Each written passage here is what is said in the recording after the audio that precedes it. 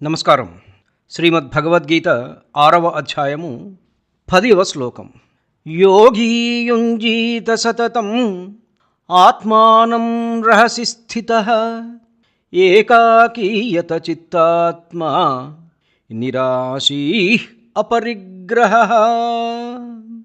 యోగి ఎల్లప్పుడూ ఏకాంత ప్రదేశంలో ఒంటరిగా ఉండి మనస్సును నియంత్రించి ఆశలు లేకుండా, సంపాదన పట్ల ఆసక్తి లేకుండా ధ్యానంలో నిమగ్నం అవ్వాలి.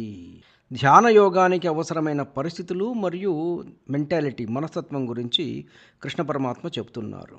రహసి స్థితః అంటే ఏకాంతము, బయట శబ్దాలు వ్యత్యాసాలు తగ్గాలి. రహసి అంటే ఇన్ సొలిట్యూడ్ అన్నమాట. స్థితః అంటే అట్లే కూర్చోవాలి, ఇన్ సొలిట్యూడ్. ఏకాకి, ఇతరులపై ఆధారపడకుండా ఒక్కడే, అంతర్ముఖతః. యత చిత్తాత్మా, one with the body and mind controlled అంటే మనస్సు ఇంద్రియాలు నియంత్రించుకొని, నిరాశీ అంటే ఆశ ఏమీ లేకుండా, ఫలాపేక్ష లేకుండా సాధన. అపరిగ్రహ అంటే అవసరం లేని వస్తువుల మీద మమకారం లేకుండా ఉండే విధంగా జీవించడము.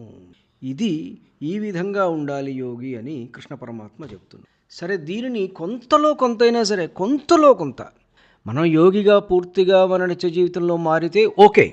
మారకపోయినా కొంతలో కొంత దీనిని మనం ఆచరించడం ఎట్లా అంటే, రోజు ఒక 10-15 నిమిషాలు నిశ్శబ్ద ప్రదేశంలో మనలోకి మనం ప్రయాణం చేయాలి. Inner tourism. మన లోపల ఏ ఉన్నాయో వింతలు విశేషాలు మనం ఎప్పుడైనా గమనించామా? మన ప్రపంచం చుట్టుపక్కల ఉన్న బయట అన్నీ కూడా చూసొస్తుంటాం, కానీ అసలు మన లోపల ఏ ఉన్నాయో మనం చూసామా? చూడటం లేదు కదా. కాబట్టి ఇన్నర్ టూరిజం చేయటం అలవాటు చేసుకోవాలి. నిశ్శబ్ద ప్రదేశంలో ధ్యానం చేయాలి. అలాగే ఇవాళ మన సమయాన్ని, మన బుర్రని, మన మేధస్సుని అన్నిటినీ చంపేటువంటి ఒక భూతం వచ్చింది. మన పుస్తక పఠనాన్ని కూడా ఏది చంపుతున్నదయ్యా అంటే, ఒకటి అది ఫోను, దాంట్లో ఉండేటువంటి సోషల్ మీడియా. ఇది ఒక పెద్ద టాక్సిన్ అన్నమాట. దీన్ని డిటాక్సిఫై చేయాలంటే కనీసం రోజు 2 గంటలు నేను ఫోన్ను ముట్టుకోను అని శపథం చేసైనా సరే ఫోన్ను ముట్టుకోకుండా ఉంటే మనం రోజు ఫోన్ ముట్టుకోని పరిస్థితి వస్తుంది. తర్వాత మనం ఇప్పుడు ఏం చేస్తున్నాం? పూర్వం మన చిన్నప్పుడు, చాలా చిన్నగా ఒక 40-50 ఏళ్ల క్రితం ఈ మాల్స్ ఏవి రానప్పుడు ఇంట్లో పెద్దవాళ్ళు లిస్టు రాసిస్తే ఆ లిస్టు ప్రకారం మనం కొట్టుకెళ్ళి ఆ లిస్టు ప్రకారం సరుకులు కొనుక్కొచ్చుకునేవాళ్ళం. ఆ లిస్టులో ఉన్నవే. ఒకవేళ లిస్టులో ఉన్నాయి రాకపోతే ఇది రాలేదేమిటి అని ఇంట్లో అమ్మ అడిగేది. మళ్ళా పోయి తెచ్చేవాళ్ళం. ఇప్పుడు మనం ఏం చేస్తున్నాం? లిస్టు రాసుకోం. ఇంట్లో ఏవైతే అవసరం ఉన్నాయో అందాజాగా చూసుకుంటాం. అక్కడికి పోతున్నాం. ఏ డీమార్ట్కో, ఈ రిలయన్స్ మార్ట్కో, లేకపోతే ఇంకో మార్ట్కో, ఇంకో మోర్కో, ఇంకో దేనికో వెళ్తున్నాం. వెళ్ళి ఆ స్టాండ్స్లో అందంగా కనపడ్డ ప్రతి కూడా దాంట్లో తోసేస్తున్నాం మనం ఆ కార్ట్లో. మనకు అవసరమైనవి, అవసరం లేనివి చాలా ఎక్కువగా కొంటున్నాం. ఒక్కసారి మనం ఆలోచిస్తే మన ఇంట్లో మన నిత్య జీవితానికి అవసరం లేని పదార్థాలు, వస్తువులే ఎక్కువ కనపడుతూ ఉన్నాయి. ఇవాళ రిక్వైర్మెంట్ కంటే కూడా ఎక్కువగా ఉన్నాయి. మన అవసరం లేనివి చాలా ఉన్నాయి మన ఇళ్లలో. ఈ బోర్డమ్ షాపింగ్ ఒకటి ఎక్కువైపోయింది. దానిని తగ్గించి శాంతి కోసం మనం for our inner peace let us work అనేటువంటి భావనతోటి మనం పనిచేస్తే ఈ శ్లోకంలో కనీసం ఒక 10% సరే మనం రీచ్ అయినట్లే. ఎట్లా సాధన చేయాలని అడుగుతారా? ఒకటే స్థలం, ఒకటే సమయం మనం ఎంపిక చేసుకోవాలి.